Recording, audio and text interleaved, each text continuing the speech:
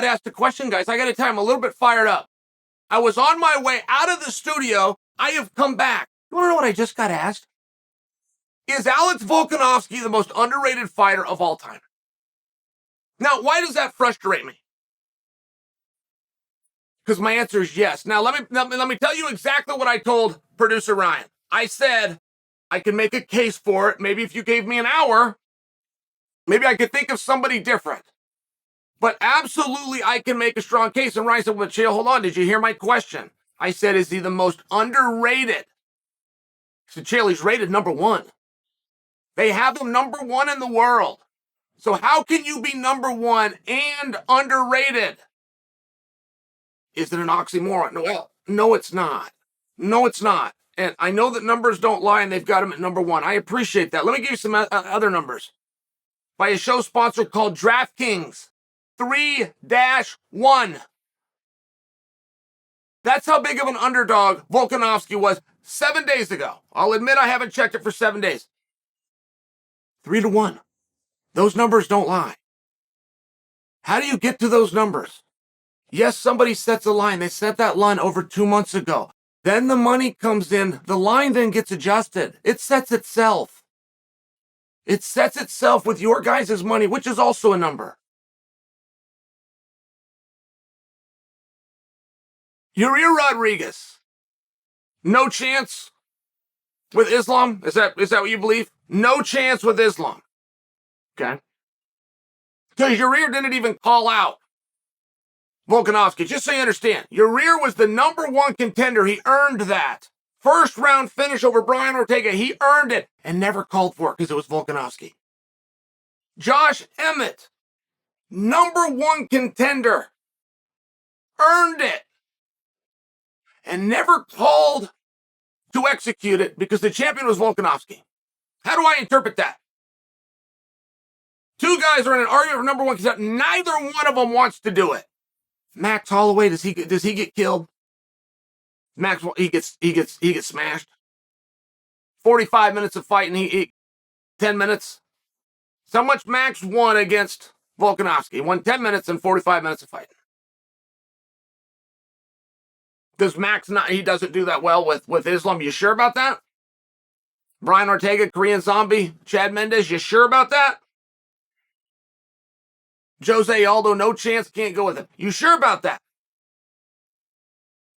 Because that's what you're saying. That's what you're saying times 2, times 3. I mean, in Max Holloway's case, who's great. This is the legend I'm speaking about, right? But the divisible here is 10 minutes over 45. Okay, 2 rounds out of 15. That's your divisible.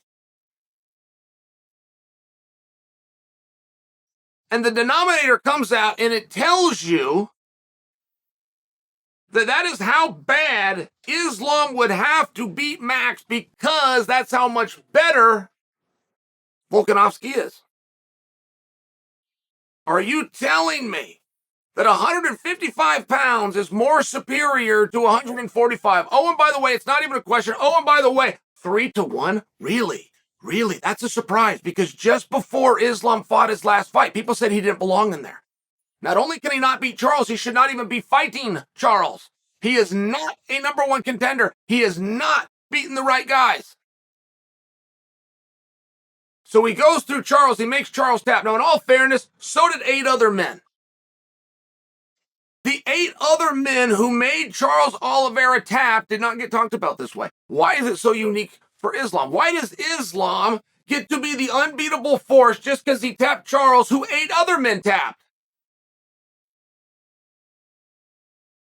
And you might be right. Perhaps he goes through Volkanovski. But to pretend that the number 1 ranked guy, who's undefeated, who's a world champion, in possibly the most respected weight class, right? And that's a hard one. I agree. 45 or 55, which one's harder? That's a hard one. It's a really hard one. You go back and forth. If you ask me, be real tight, but it would lean 55. We're all to be just real fair here. You can tell me he doesn't have any kind of a chance 3-1 underdog. So what would a Josh Emmett be? What would Yuri Rodriguez be? What would Ortega be? What would Max Holloway be? What would Chad Mendes be? What would Jose Aldo be? What would those guys be if this guy's 3-1? They had no chance with him. They got destroyed by him. So how bad of a mismatch would it be to put Islam with them? And, I'll tell you this, too, because I don't know what's going to happen in this fight. I don't know. I'm not trying to come to you and beg you to understand and say that Volk's going to win. If you don't think he's going to win, I mean, here we are. I just want you to really understand what you're saying. Volk is 3-1. It's official odds. 3-1. And there's only one thing that Islam has that Volk doesn't. Only one thing. Only one thing, guys. People just think he's bigger. Including Islam. He just thinks he's too big.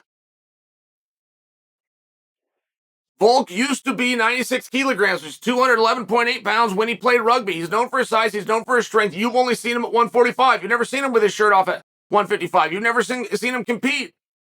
When he weighs closer, it will be about 64, 66 when he gets in the ring. You've never seen that in your mind's eye. You just can't see it. He's just too small. But I will tell you this. Do you know what it's like to be Volkanovski? Do you know what it's like to be the undefeated champion of the world and you can't bring an arena to their feet? Do you know what it's like to walk out last as main event?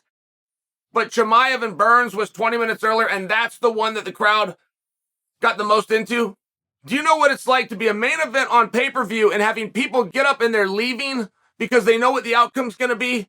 And they would rather not see the final moment in exchange for getting to their vehicle and getting home without a traffic line. I mean, do you know what that would be like? And he dealt with it, and he pushed through it, and he got through it anyway. It's a very hard way to compete when the expectations are so high. Living life, that'd be fun, right? Living life, people complimenting you, always telling you good things. You look down at your social media, it's something positive. That'd be fun. On fight night, do you know what it's like to be the favorite? It's not great. It's not great. And Volkanovski dealt with it anyway. You are giving him something right now. You are giving him an advantage. It is a competitive advantage for the fact that all pressure has been taken off of him. It is a competitive disadvantage that Islam isn't allowed to lose a single round. Islam must dominate this man. If Islam wants a takedown, he had better get the takedown. If he wants to box with him, he had better land ones and twos. If he wants to push the pace, he had better have Volkanovski sucking air. You're putting Volk in a better position. I like Volk in this fight from Jump Street. I like him more now. But when Ryan asked me, is Volk the most underrated guy? And he tells me it's not possible because he's ranked number 1. That's a number. And that number does mean something. But there's another number. And DraftKings has it. And it's 3-1. And it's against Volkanovski.